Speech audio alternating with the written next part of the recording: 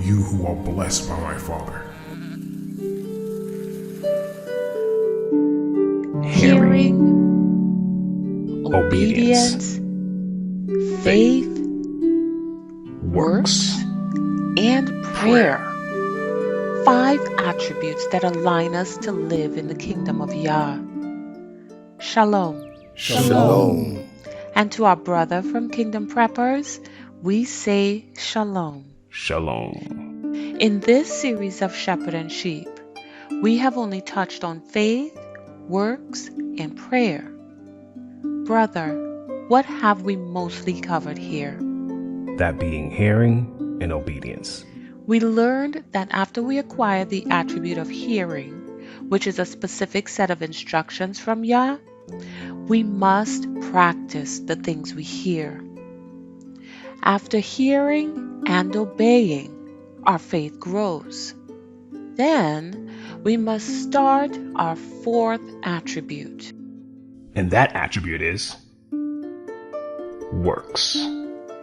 This work is led by the chief shepherd Yah and not by man. So Yah tells his sheep, And a stranger will they not follow, but will flee from him, for they know not the voice of strangers. So it is critical to hear Yah's direction and follow it, rather than leap headlong into following words you think are from Yah. Remember, everything must line up with Scripture, the law and the prophets, according to Isaiah 8 verse 20. So you must continue to familiarize yourself with all of Yah's instructions by reading Scripture daily. This will cause you to know what to obey, and you will be able to know when Yah is speaking to you. this is the perfect way to learn the voice of Yah. So please continue to tell us more about obedience to Yah. Obedience is basically the training ground for everything that follows on the list. By obeying what you have been instructed by Yah, putting into practice things that are actually conducive to your spiritual growth, physical health, expansion of understanding, and overall well-being as recorded in His Word, you are in fact cultivating a being who will be fully fit for service in the kingdom. And complete obedience to Yah will allow Him to fill you with His Spirit. Acts chapter 5 verse 32 tells us, We are witnesses of these things, and so is the set-apart Spirit, who is given by Elohim to those who obey Him. after receiving the set-apart Spirit from Elohim, what is the next step? So, once you have acquired the first and second attributes by hearing Yah's call and subsequent instructions, which you will get by reading His Word, and you obey them, then you must immediately take possession of the third attribute on the list. And that attribute is faith. How does faith tie in with the other 4 attributes? The 5 attributes on this list are in fact relationship builders. They are numbered steps one is to take in order to cement a proper relationship with the Most High and His Son. As you make your way through the list acquiring attributes, putting the older ones into practice will make acquiring the new ones much easier. For instance, truly hearing and obeying automatically begins to grow faith in the servants of Yah. Continuing to hear Yah's instructions and obeying them will cause Him to fill you with His Spirit, and your faith will begin to increase. But faith has to be exercised by the believer through continuous practice. Yah's instructions will at times require it, as we see with our ancestor Abraham, who exercised great faith early on and continued to do so throughout his life. Bereshit chapter 12 verses 1 through 6, we learn that Now Yah said to Abram, Go forth from your country, and from your relatives, and from your father's house, to the land which I will show you. And I will make you a great nation, and I will bless you, and make your name great, and so you shall be a blessing. So Abram went forth as Yah had spoken to him, and Lot went with him. Now Abram was 75 years old when he departed from Haran. Abram took Sarai his wife, and Lot his nephew, and all their possessions which they had accumulated, and the persons which they had acquired in Haran, and they set out for the land of Canaan. Thus they came to the land of Canaan. Abram passed through the land as far as the site of Shechem, to the oak of Moreh. Now the Canaanite was in the land. Many of you who are comfortable in your current life circumstances, be they jobs, careers, the town or city you grew up in, or the belief system you hold to, would find it hard to just up and leave if a directive like this came from the Most High.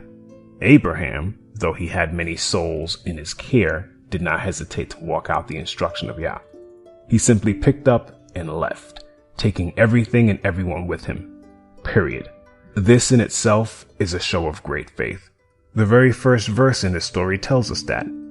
Go forth from your country and from your relatives and from your father's house, Yah told Abraham, meaning he, like many of us, was in a comfort zone, being accustomed to familiar surroundings from birth, as well as familiar faces and many shoulders he could lean on. It takes faith to leave those surroundings and head out for unknown territory, sight unseen, simply because Yah says to do so.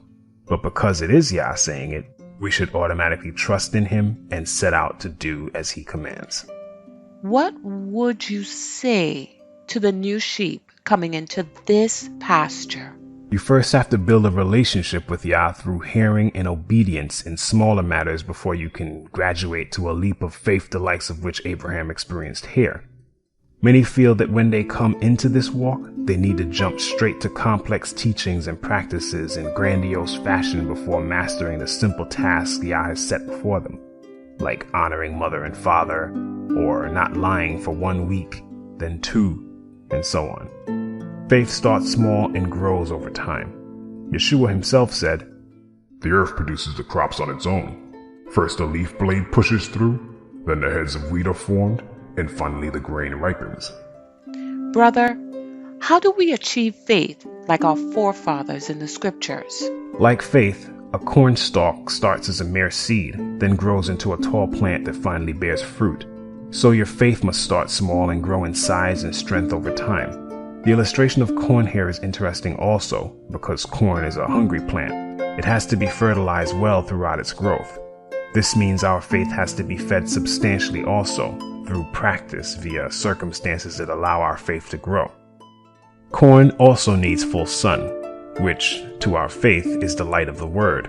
Receiving instruction by reading scripture and putting those instructions into practice, attributes 1 and 2, is our direct sunlight.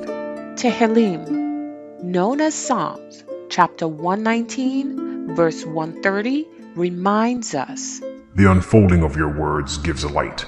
It gives understanding to the simple. Corn, which is primarily pollinated by wind, also needs to be well watered. Wind and water represent the Spirit of Yah, who we receive through obedience and belief in Yeshua. John 3 and verse 8 and John 7 verse 39 reminds us, The wind blows where it wishes, and you hear the sound of it, but you do not know where it comes from and where it is going. So is everyone born of the Spirit. When he said living water, he was speaking of the Spirit, who would be given to everyone believing in him. Tell us what the Spirit does. The Spirit, of course, increases our faith exponentially as we continue to exercise that faith throughout our walk. But the Spirit cannot be obtained without obedience and a degree of faith already in place. And once you have acquired attributes 1 and 2, and thereafter take possession of attribute 3, which is faith, know that your faith will almost immediately and continually be tested. In chapter 1, verses 2 and 3, James brings us comfort. Dear brothers and sisters, when troubles come your way, consider it an opportunity for great joy. For you know that when your faith is tested, your endurance has a chance to grow. Consequently, however, some who have their faith tested following the acquisition of attribute 3 are often not completely off course and are led into avenues of fear and doubt because of that testing. This, in effect, strips them of all 3 attributes, leaving them with no option but to start from the beginning, or feel that they have to abandon the path to the kingdom altogether. But even when we are going through times of testing and trial, which are only in place to build our faith, it is Yah who says to us, Do not fear, for I am with you. Do not anxiously look about you, for I am your Elohim. I will strengthen you. Surely I will help you. Surely I will uphold you with my righteous right hand. He is with his sheep when they're going through tests. We have no need to doubt. Fear and doubt are the first two going into the lake of fire in Revelation chapter 21. But the fearful and unbelieving, and the abominable, and murderers, and fornicators, and sorcerers, and idolaters, and all liars shall have their part in the lake which burns with fire and brimstone, which is the second death. So being fearful and doubtful have no place in the true servants of Yah. Taking hold of attribute 3 will do away with fear and doubt, however. This is the attribute that will be called on heavily for those who will face perilous times ahead. Therefore, it is wise to cultivate faith in times of ease. While many unbelievers are buying up gold and silver and storing provisions in bunkers or outright building bomb shelters in preparation of expected disasters on the horizon, these fearful souls do not know that these things will not and cannot save them from what is coming. Proverbs chapter 10 verse 24 reminds us, What the wicked fears will come upon him. There are lots of examples of faith being exercised by past servants of Yah in Scripture, even those that tie into the experiences many of us will face in the days ahead. Not least is the story of the prophet Daniel and his 3 friends, Hananiah, Mishael, and Azariah, whom the Babylonians renamed in honor of their pagan deities. The story of these Hebrew men from the tribe of Judah matches the experience of all Hebrews who have been scattered to distant lands. In America, we, like those Hebrews of ancient Babylon, have been renamed by our captors and overlords and forced to adopt their language. that is a really good point, coming from a great story of faith. This has been a lengthy lesson, and for a very good reason. We say Toda Rabba to our brother from Kingdom Preppers, which is Hebrew for thank you very much. All his help is much appreciated and welcomed here on Shepherd and Sheep. We will also leave a link to his channel down below. Like, subscribe, and share if Yah puts it into your heart. As we walk closer to Abba, our Chief Shepherd, let's spend this week reading the book of Daniel. We will definitely see what testing and faith is all about. To our brother, we say Shalom. Shalom. And to our family, here we say Shalom and stay strong.